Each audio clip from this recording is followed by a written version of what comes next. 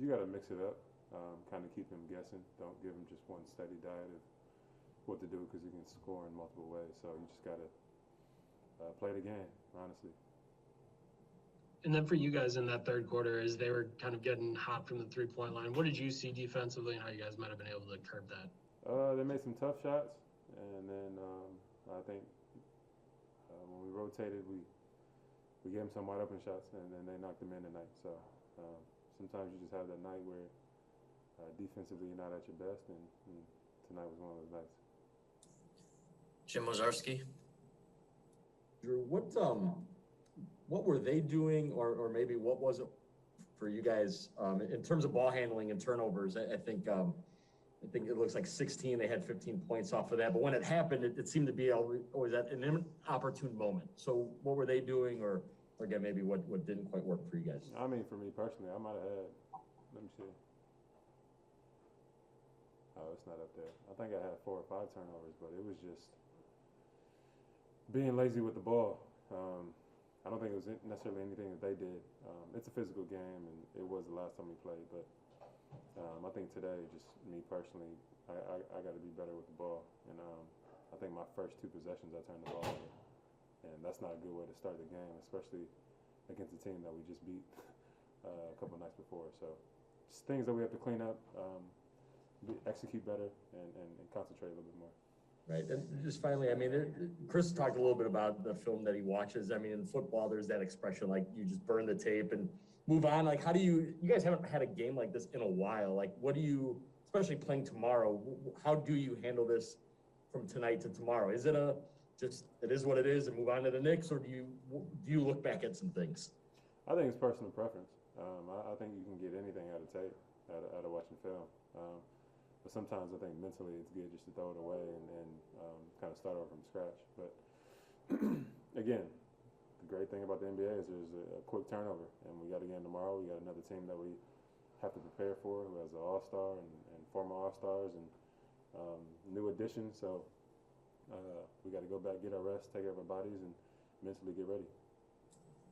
Zora Stevenson. Do you feel like the energy from Boston from the start was different tonight? And if you do, how difficult is it, or how is it when the opposing team kind of throws the first punch, so to speak? How difficult is it to respond to that? I think we expected it, you know. I think especially us being up 20 and then them coming back and losing by 2, we expected it. But one of the ways that we can't react to it is, again, like myself, the first 2 possessions I had 2 turnovers. We know they're going to come out aggressive. We can't just give them easy situations like that to give them transition points and easy points. So times like that we have to do a better job. But again, I think today was just one of those days where it was a little difficult. Now transitioning to kind of an off-topic question. Recently, Paul George was asked like who he felt like was the hardest defender to go up against, and he named you. Do you think that's just from like your competition in the NBA, or do you all have history growing up? I know you're both from the LA area.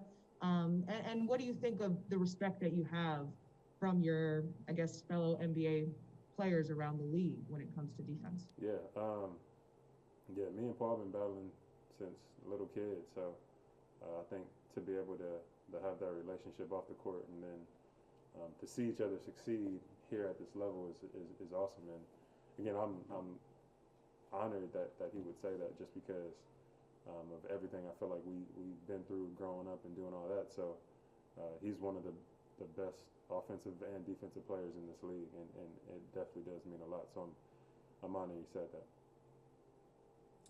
All right, thanks, Jrue. Just looking back on the third quarter, what kind of impact do you feel like that had on the outcome of the game? I think it was pretty much the game. I feel like that third quarter they just extended that lead, hit some tough shots, made some great plays for themselves and defended well. They came out in that second half to set a tone, went on that run that pretty much didn't give us a chance. I know historically you watch film after every game. You watch the entirety of the game. Over the years, how do you feel like that's helped you and kind of transferred into improvements on the court? Yeah, I mean, when you watch film, the game slows down a little bit more. You're able to see the mistakes you made, at a slower time. On the court, everything's moving 1,000 miles per hour. So when you see it on film, you could tell yourself during the game that, you saw this particular coverage or, action or a way to counter it in the game. So film just gets you to slow down in the game because you've seen things before, you've seen it multiple times, see it at a slower pace, and then when the actual game speed comes, it feels like film. You know exactly what to do, where to go, what, drive or move or pass to make. Quick follow-up to that. Weeks ago, Bobby Portis had mentioned, like, one of the things he noticed is the fact that, like, just the mentality of this team, and he mentioned the fact that you watch film and you'll even say, hey, Bobby, like, look at this. How do you think that even builds camaraderie, whether it's on the plane or on the bus and you're watching film and then guys see it as well? It builds trust. I've been saying them all year about not being able to get on a practice court as much this season. So whenever you got a chance, to talk through something that you see in the game with a teammate and try to get on the same page, it's going to make things a lot easier. So when you're on the court, you've already had that conversation. You already know what each other is expecting for something to happen. So, yeah. Eric Name. Now I'm curious, what speed do you watch clips at? Half speed, quarter speed, full speed? Usually, when I'm watching defense, sometimes I'm like, I gotta go to quarter speed because definitely. First you let it run at normal speed. Then definitely got to slow it down. Frame by frame. That's what I like to do, just to see the little angles or to see the different rotations or missteps and stuff like that. I'm curious for you guys. The Celtics have beaten you guys by shooting a bunch of threes before. Like, that's something that's happened in the last couple of years. But typically, it's like pick and pop bigs. Tonight just felt like off the bounce contested threes. Like, do you take something out of that hey, at least we forced them into that, or is there something that you do better the next time you see them to try to take some of those away?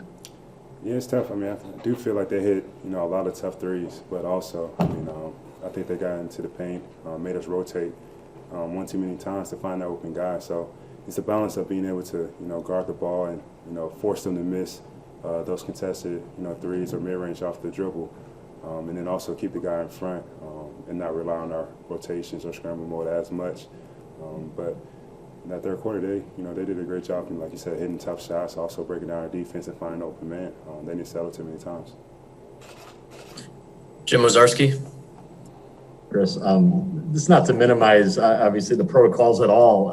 This is the second time you guys have had I guess, pregame, a teammate go into the protocol. Did that, I don't want to say it's the same as Denver, but, was that the same kind of pregame where it's like kind of finding out early and wondering if you might play? Like, how did that kind of go, and did that maybe affect anything, coming into tonight? Whenever we're down a player, it's definitely going to affect us a little bit in some way. To have two out with PJ also definitely threw a wrinkle into some things, but that's just the season that we're in right now with the pandemic going on. There are uncertainty some nights of what's going to happen, who's going to be able to play, but we have to be professionals. We have to be ready to go out there and compete no matter who's out there. Stephen Watson. Chris, that winning streak was going to have to come to an end eventually. But what did you learn about this team over the last 8 games and 12 of 13 that made you guys so successful?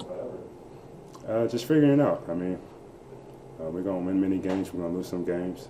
Hopefully win more than lose. But, continue to try to get better. Continue to play each possession. Continue to trust one another. I think that's what we saw during this stretch. So hopefully we can start a new one here. Well, I think it starts with giving Boston credit. Boston played really, really well tonight, on both ends of the court. They were excellent. And, we didn't play our best. And when the team plays that well and you're not clicking, you're not playing your best or, kind of matching that execution, both offensively and defensively, that's just, to me, what I saw. They played really well, and we weren't as good as them tonight. I know Giannis didn't play at all in the fourth quarter. Was he okay physically? Was that just okay? Yeah, he's fine. And then, front night of a back-to-back, you haven't been in this situation for a while in terms of managing minutes and trying to get a gauge of your starters. So what went into that kind of decision in the fourth quarter to just decide, okay, it was better to rotate in the rest of the guys? Yeah, we just, we didn't play good enough tonight. all of us. So it just, felt like the right thing to do. I thought those bench guys were great. A lot of positives. Those guys work and prepare all the time. And, I was happy with how they finished the game. So, just sometimes you got to go with that. Eric Name. In the last 2 years, we've seen the Celtics make a bunch of threes against you, but typically it'll be, Al Horford on the pick and pop or something like that. Tonight just seemed like kind of off the dribble. What do you think about the way you guys defended the 3-point line tonight? Yeah, we'll have to look at it on film, but, I thought, really a lot of them were, as you described, off the dribble contested threes. And that's why, you give those guys credit tonight. Marcus Smart, made a handful of those. Kemba, it's a little bit Kemba's game. It's a little bit Tatum's game. Brown, that's why they're a good team. They've got a lot of talent over there. And they had it going tonight. So credit to those guys for making the shots, making it the three ball off the dribble, over contests. So they were really good.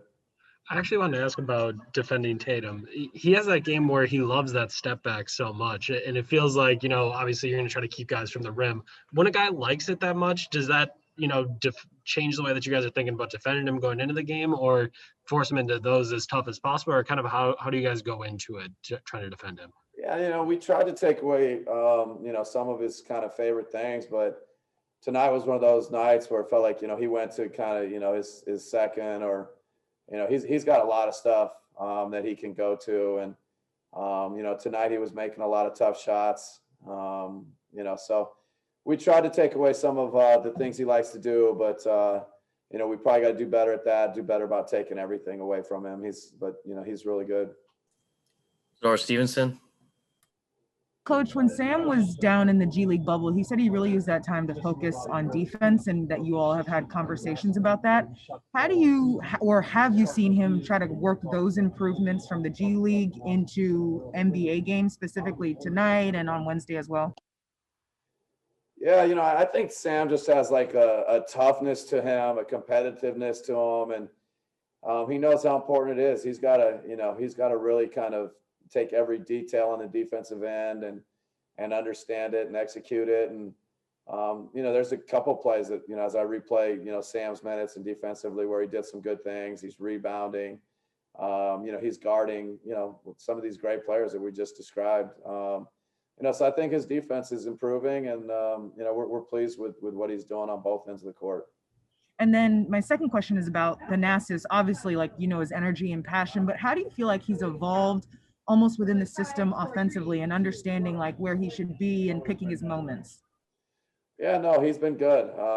We've been using him a lot kind of in the rotation, and finds his spots, works the offensive glass, works the dunker, can handle it, can, play to second actions, and, so been, happy with him. All right. Thanks, bud. All right, thank you guys.